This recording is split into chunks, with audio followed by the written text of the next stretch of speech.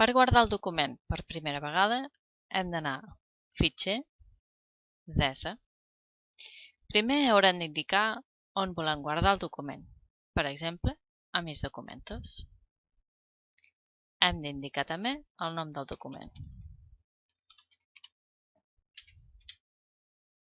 I el que és més important, haurem d'indicar el tipus de format. Tenim tres opcions. La primera és guardar-ho en format ODF, el format propi del LibreOffice. El fitxer resultant tindrà .odt i no serà possible obrir-lo des del Microsoft Word.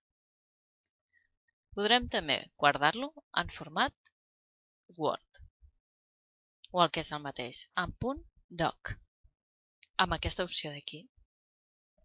I per últim, podrem guardar-lo en format DocX, el nou format del Microsoft Word. Provem de guardar un document en format doc. Escollim l'opció i premem guardar.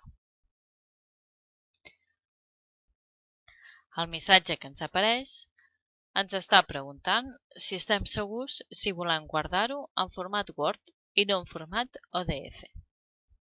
Si no volem que ens torni a aparèixer aquest missatge, descliquem l'opció i premem Ús el format Microsoft Word. Com veiem aquí, el document s'anomena ara document 1.doc i si l'intentem obrir,